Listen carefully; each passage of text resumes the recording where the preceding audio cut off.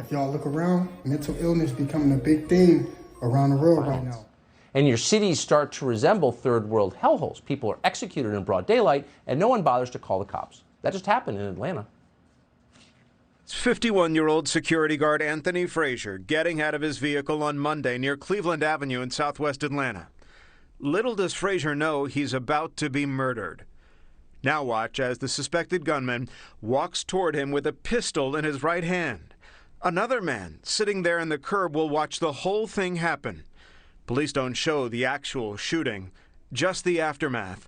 Frazier laying there on the ground dead. His bloodied body has been blurred. The alleged gunman goes through his belongings before casually walking away from the scene.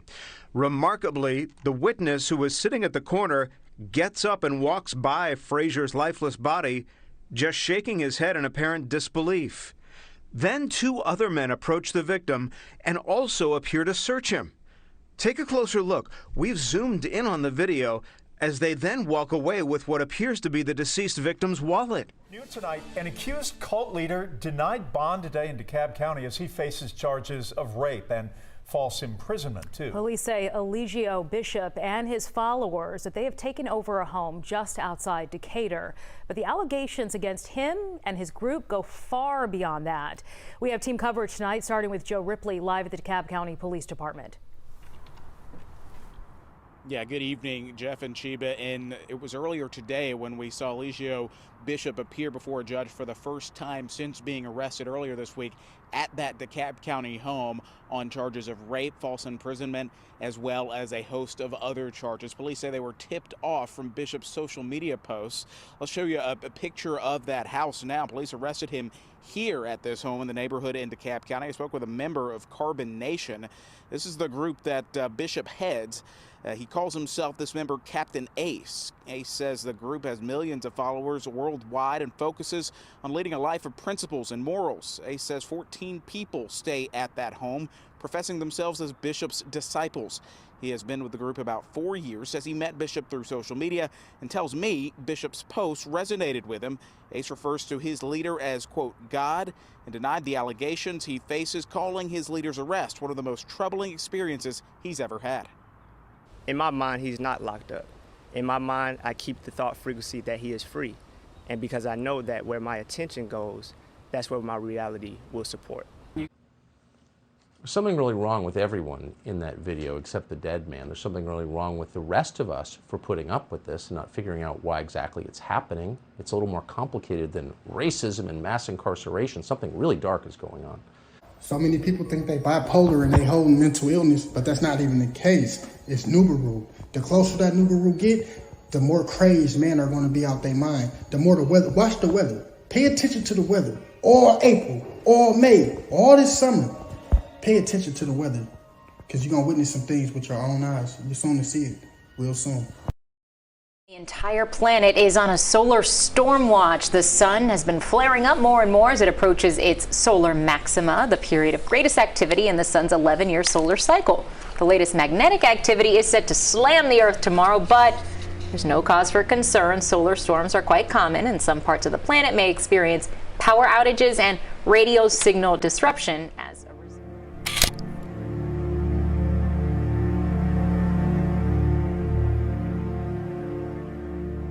With the Nibiru situation, is the sun's twin also involved in any of the Earth-changing activity, or is it not a significant part of the current events?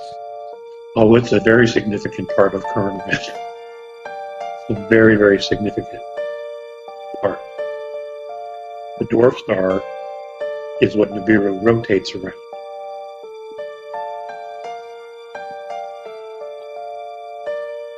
Okay?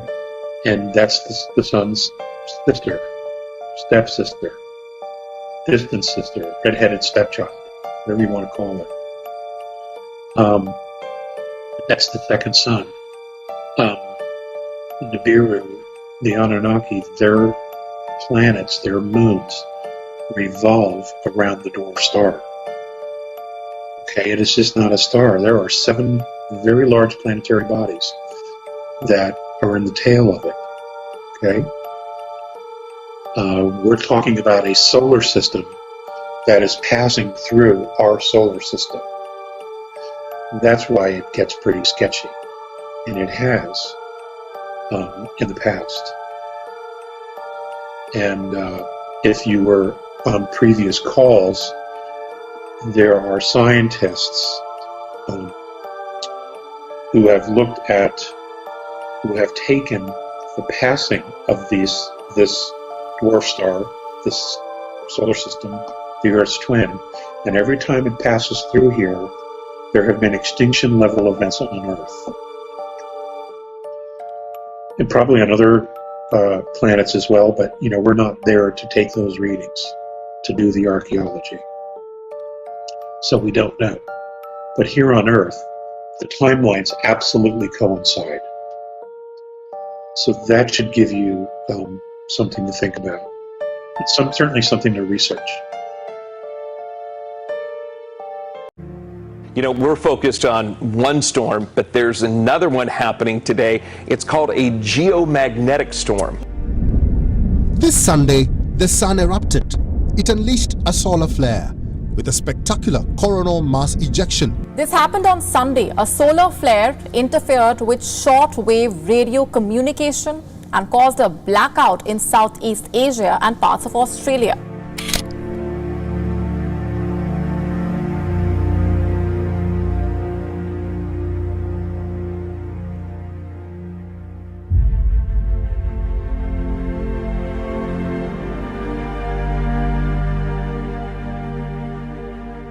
For instance, in 1989, a strong solar eruption caused the Canadian province of Quebec to lose power for a total of 9 hours. This time, the solar flare has caused a minor radio blackout. But there's no guarantee if the next solar flare will have the same impact. Scientists say a giant solar flare is inevitable, and mankind is completely unprepared. A storm is headed our way, and we're not talking about exactly what you may be thinking. Yeah, there's potential severe weather is on the way, but also a geomagnetic storm that's expected to impact us tomorrow. Storm team meteorologist Rachel Dunsing has more. A few days ago, space weather forecasters saw this eruption from the surface of the sun. It doesn't look all that impressive, but then something else happened. So we had one eruption early on the 28th of March, and that was headed towards Earth, and now we've had a second eruption behind that one. And so these two are combined now, and both heading towards Earth. Hey, yeah, guys, most people won't notice any impacts, but if you heavily rely on your GPS or any radio communications, then you could notice some disruptions. Now, many people I know are wondering, what is a geomagnetic storm? Well, scientists say that these storms happen when the magnetic field of a solar flare interacts with the Earth's magnetic field. Now, weather forecasters say in the last week they saw 2 separate eruptions from the surface of the sun. It sounds complex and maybe a little concerning, but the storm isn't strong enough to cause infrastructure issues. However, if you rely on GPS or use radio communication, expect some disruptions. We let airlines know, people who use high-frequency radios for communications, we let them know. So there's a variety of customers that we interact with to help them prepare for these occasions. While a geomagnetic storm won't have an impact on your cell phone, as we rely on more technology, space weather affects us, even if we don't notice. Space weather is becoming more impactful to society. And so NOAA and the Space Weather Prediction Center, that's our role, is to be America's source for those watches, warnings, and alerts. This is fascinating. Something you would never really think of. Brea, we appreciate you giving us this science lesson this morning. Thank you. You be the judge. Here we go. The planet Anu, Uranus, was not originally seen in the solar system when Nibiru made its first visits. Its moving from behind Neptune caused Nibiru to veer off its own original path in order not to hit Anu, Uranus, and collide it into another planet, then called Maldik. Okay, the original name for the planet Vulcan is Maldik. Maldik was between Lamu, which is Mars, and Kishar, which is Jupiter. Maldik was 20 and 7,500 miles in diameter. Maldik had a population of billions living under the seas in the subcities of Karna and Valdir. Maldik also has 2 moons. This was the planet of Masmukia, or troglodytes, dragons, and voltex. The troglodytes' average height is 3½ feet to 4½ feet, and their heads are extremely large. The troglodytes have 2 round eyes without pupils and no ears or protruding nose. And this is called the Draconic language, right? So now when you're talking about the Draconic language, where is it at? Let me get it going. Now you're talking about the Draconic language, and it says that the language is primarily used for lizard folk and troglodytes. What is a troglodyte? A troglodyte is a person who's connected to the Edomites, who is connected to the Esau bloodline when you're talking about the Bible, and it's also connected to the Canaanites, who are part of the Fluga lords, the people who, you know what I'm saying, that was created in 4086 BC on the island of Patmos, or the island of P-line, when you're talking about the creation of mankind. I'm gonna make this video for the people that don't know who this is, and especially our women that decide to worship the wrong people. I know y'all heard the story about how the way she shapeshifted in front of a lot of people, and then as you can read, her official world website posted this right here, as you see behind me. This is what it says up close, as y'all see right here in the bold statement. It says, earlier this week, the Queen was seen by thousands of people and informed they are not acquainted with. We seek to assure the public that the Queen is still a queen and remains a respected and loved figure that they always have known. While she may not be human, she is a devoted leader and monarch, and she believes the subjects will grow to accept her and her family for what they are. Just think about that, what I've been telling y'all this whole time. And of course you got Putin right here, and we already see what's happening right now with Putin. I mean, just think about this. Read this. Look how the way she literally touched this man. Like, he don't even want to be nowhere near around her. If you ever look at any of those meetings that you see all the world leaders in, he's always on the other side of the room. Like, this is real. This is serious. And Putin is obviously, he may not be in this group with these people.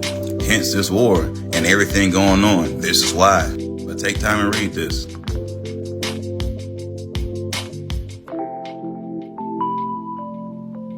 So yeah, I'm about to add a video to this explaining how much power she really has, and it's going to blow y'all mind. But it shouldn't surprise y'all if y'all accept who she really is. The media has misled the public into believing that Queen Elizabeth II is a symbolic ceremonial figurehead with little or no real power. That she is a cold but harmless old relic who passes her time sipping tea at the palace. Nothing could be further from the truth. As British monarch, Queen Elizabeth II is the wealthiest, most powerful person on earth. She embodies the crown and supreme world power. Presidents of the United States are forbidden any title of nobility and are subservient to the monarch. The U.S. President is Commander-in-Chief of the Armed Forces based at Camp David, which is known to insiders as Camp King David. Prime ministers in Commonwealth nations like Canada and Australia are also subservient representatives of the British King or Queen. They are her spokesmen. The Governor-Generals of the Queen's Commonwealth nations represent and exercise the Queen's power on her behalf. What the general public doesn't realize is that their leaders are only representatives of the monarch and do not possess the power. They exercise the power. They do not reign, they rule. I'm gonna make this video.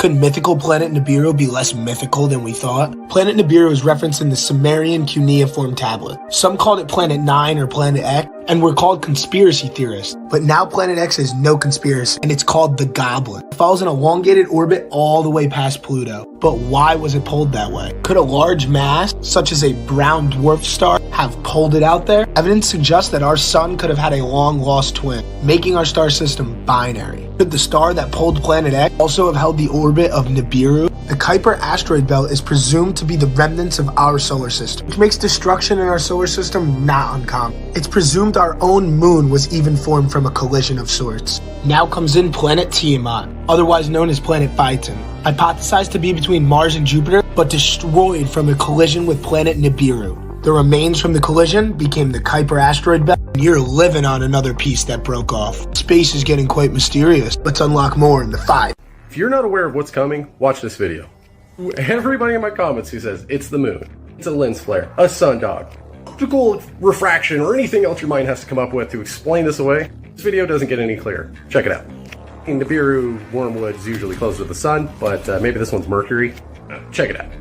Weird stuff. Okay, so here I am out here in September, and as you can see, there's obviously a really very clear planet that is right north of the sun.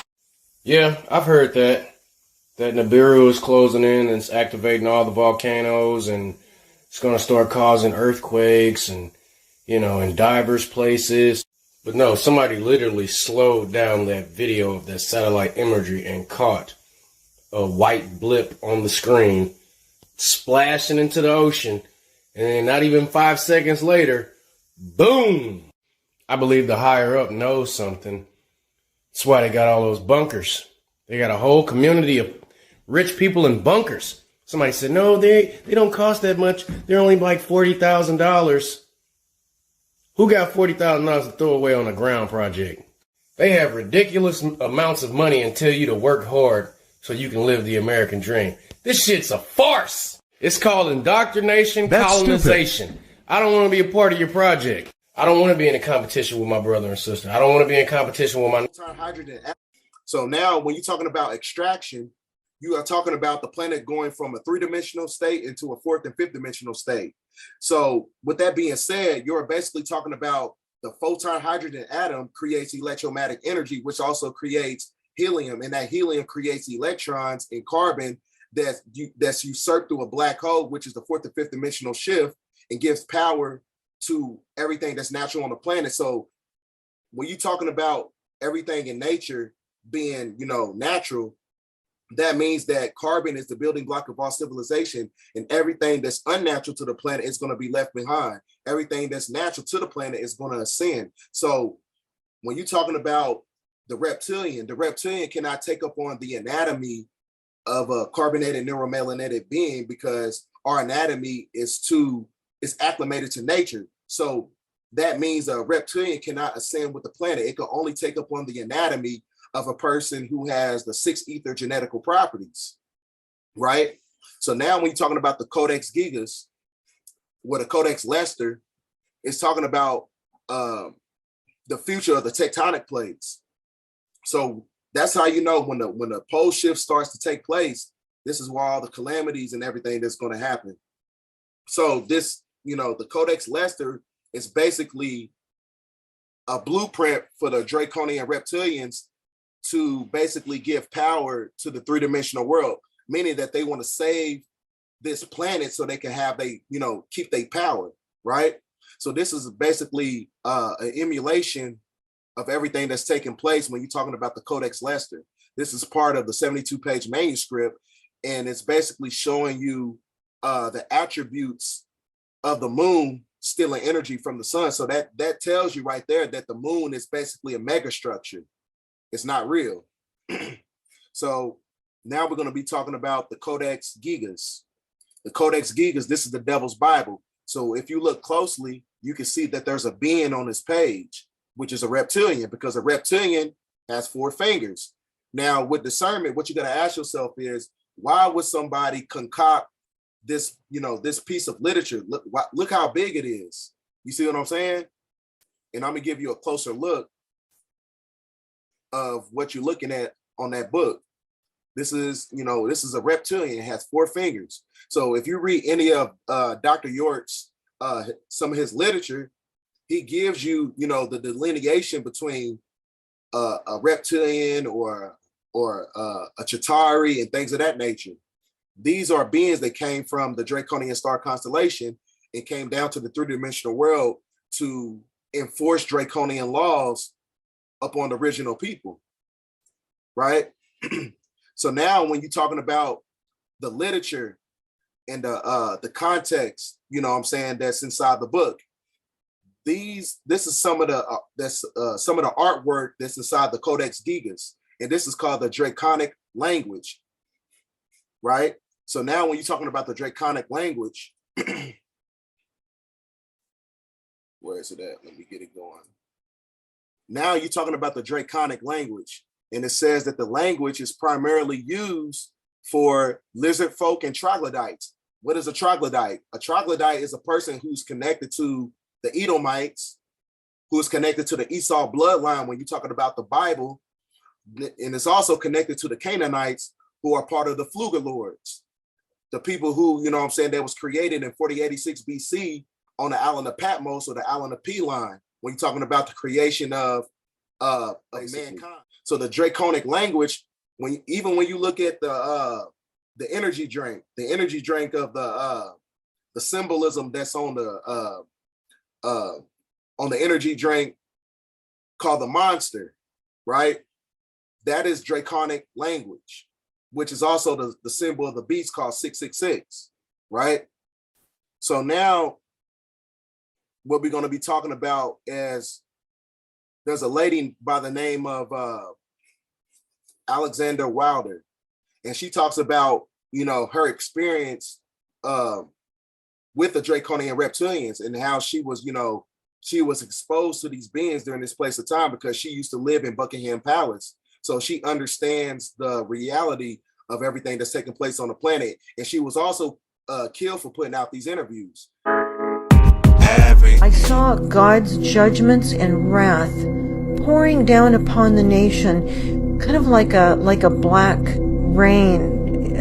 I couldn't exactly tell what it was. It was a little vague. It just looked like black particles just coming down, pouring down, down upon everywhere. It was just everywhere. But scattered across the country were invisible domes, kind of like gigantic plastic bubbles. I can't explain it any other way. And that these bubbles were not being affected by the damaging wrath that was pouring down around these protective domes.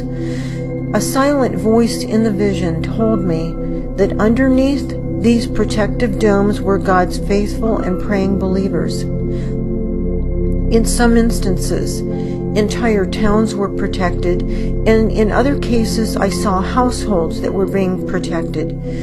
So be encouraged, saints of God. He will provide the very same level of protection to his faithful believers that he bestowed upon the Israelites from all the plagues described in the book of Exodus. Next, we will see an atmospheric hole viewed from the south-facing weather camera in Ruby, Alaska. Now, we've seen these atmospheric holes in the past, but this is the first time I've ever seen anything actually coming out of one. And at the end of this footage, I'll show some close-ups of this atmospheric hole so that you can actually see close up something black spewing out of it. Look closely at this frame. In the top left corner of the screen, something black is coming out of this atmospheric hole.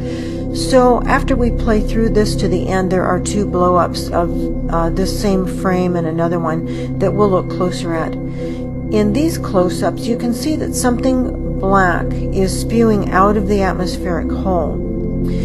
There's a lot of light glare in this one, making it a bit difficult to see, but it's there. I don't have any labels for these things, but I can just tell you that these are signs that we are living in the very last days.